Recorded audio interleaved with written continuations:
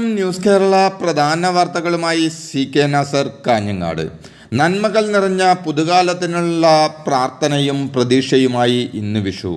ഏവർക്കും ന്യൂസ് കേരളയുടെ വിഷു ആശംസകൾ നേരുന്നു.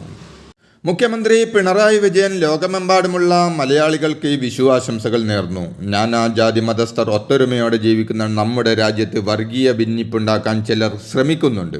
ഈ അപകടത്തെ തിരിച്ചറിഞ്ഞ് നാം പ്രതിരോധിക്കണം. സാഹോദര്യവും സമത്വവും പുലരുന്ന ഒരു പുതുലോകം കെട്ടിപ്പടുക്കാനായി ചുവടുവെപ്പായി ഈ വിഷു ആഘോഷങ്ങൾ മാറട്ടെ എന്ന് മുഖ്യമന്ത്രി ആശംസാക്കുറിപ്പിൽ പറഞ്ഞു.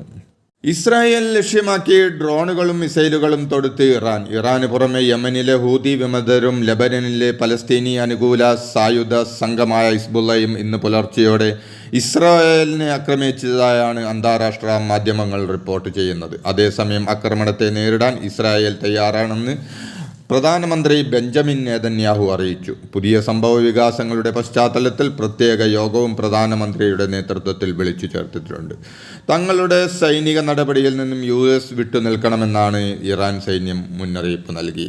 തിരഞ്ഞെടുപ്പിന്റെ അവസാന ഘട്ടത്തിലും സ്വന്തം ഭരണ നേട്ടങ്ങൾ പറയാനാകാതെ അഴിമതിയും കെടുകാര്യസ്ഥതയും ഭരണപരാജയം മറച്ചുവെച്ചുകൊണ്ടാണ് മുഖ്യമന്ത്രി പ്രചാരണം നടത്തുന്നതെന്ന് പ്രതിപക്ഷ നേതാവ് VD സതീശൻ 18 മാസം കൊണ്ട് പൂർത്തിയാക്കുമെന്ന് അവകാശപ്പെട്ട് 1500 കോടി രൂപ മുടക്കി 2017 കൊണ്ടുവന്ന K-ഫോൺ പദ്ധതി 2024 നടപ്പിലാക്കാനായില്ലെന്നും സ്വന്തക്കാർക്കും ബന്ധുക്കൾക്കും സർക്കാർ ഖജനാവ് കൊള്ളയടിക്കാനുള്ള വേണ്ടിയാണ് ഈ പദ്ധതി നടപ്പിലാക്കിയതെന്നും സതീശൻ ആരോപിച്ചു.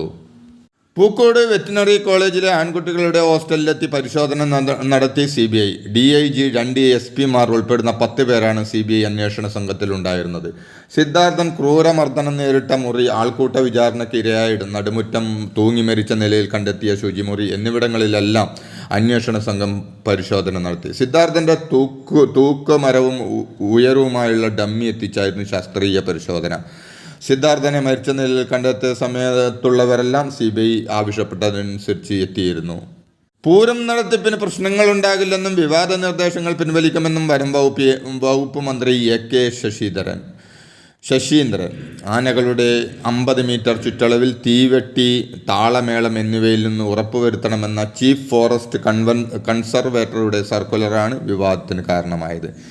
കനത്ത ചൂടും ആനകൾ വിരണ്ടോടുന്നത് പതിവാകുകയും ചെയ്ത സംഭവങ്ങളുടെ പശ്ചാത്തലത്തിലാണ് സർക്കുലർ എന്നാണ് വിശദീകരണം. സർക്കുലറിൽ മാറ്റം വരുത്തുമെന്നും ഇക്കാര്യം ഹൈക്കോടതി അറിയിക്കുമെന്നും വനം വകുപ്പ് മന്ത്രിയുടെ ഓഫീസും വ്യക്തമാക്കി.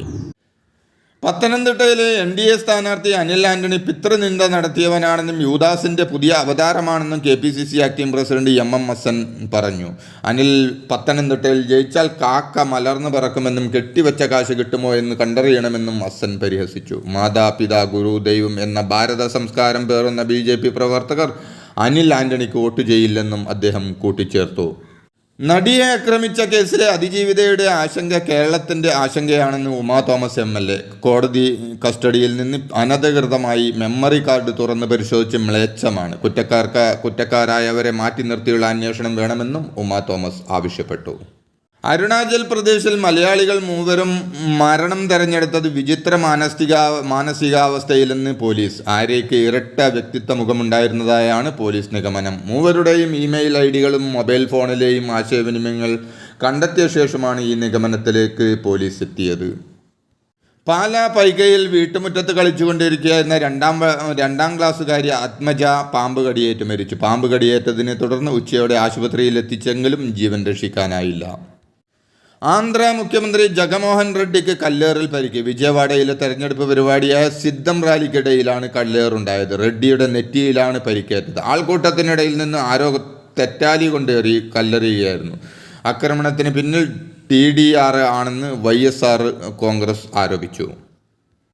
കഴിഞ്ഞ 10 വർഷമായി അധികാരത്തിലെത്തിയിട്ട് BJP രാജ്യത്തിനായി എന്തൊക്കെ ചെയ്തു എന്ന് പ്രിയങ്ക ഗാന്ധി. വികസന നേട്ടങ്ങൾ ഒന്നും തന്നെ ഇല്ലാത്തത് കൊണ്ടാണ് BJP ഇപ്പോഴും കോൺഗ്രസിനെ കുറ്റം പറഞ്ഞ് വോട്ട് നേടാൻ ശ്രമിക്കുന്നത്. ഉത്തരാഖണ്ഡിലെ രാംനഗറിൽ നടന്ന തെരഞ്ഞെടുപ്പ് റാലിയിൽ പ്രസംഗിക്കുകയായിരുന്നു പ്രിയങ്ക. ഇസ്രായേൽ പൗരന്റെ ഉടമസ്ഥതയിലുള്ള കപ്പൽ പിടിച്ചെടുത്ത് ഇറാൻ സൈന്യം. ദുബായിലേക്ക് പോകുകയായിരുന്ന കപ്പൽ ഹോർമുസ് കടലിടുക്കിൽ വെച്ചാണ് ഇറാൻ സൈന്യം പിടിച്ചെടുത്തത്. കപ്പലിൽ പാലക്കാട്, കോഴിക്കോട് സ്വദേശികളുണ്ടെന്നാണ് വിവരം. കപ്പലിൽ 25 പേരുണ്ടായിരുന്നുവെന്ന് കമ്പനി സ്ഥിരീകരിച്ചു. ജീവനക്കാരെയും കപ്പലിനെയും തിരികെ എത്തിക്കാൻ ഇടപെടൽ തുടങ്ങിയെന്ന് അധികൃതർ അറിയിച്ചു. ഇസ്രായേൽ പൗരന്റെ ഉടമസ്ഥതയിലുള്ള കപ്പൽ ഇറാൻ പിടിച്ചെടുത്ത സംഭവത്തെ അപലപിച്ച് അമേരിക്കയും ബ്രിട്ടനും രംഗത്തെത്തി. ഇറാൻ നടത്തിയത് അന്താരാഷ്ട്ര നിയമങ്ങളുടെ ലംഘനമാണ്. ഇരു രാജ്യങ്ങളും വിമർശിച്ചു. കപ്പൽ ഉടൻ വിട്ടയക്കണമെന്ന് ബ്രിട്ടൻ ആവശ്യപ്പെട്ടു.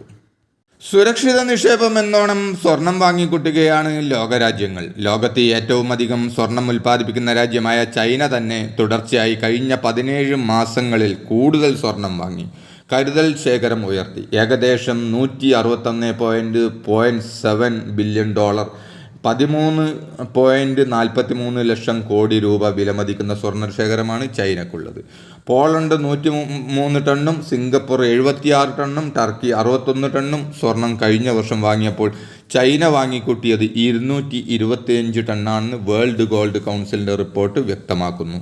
അതിനിടെ സിംബാബ്വെ പോലും ഡോളറിനെ കൈവിട്ട് സ്വർണത്തിൽ അധിഷ്ഠിതമായ പുതിയ കറൻസിയിലേക്ക് കടന്നിരുന്നു.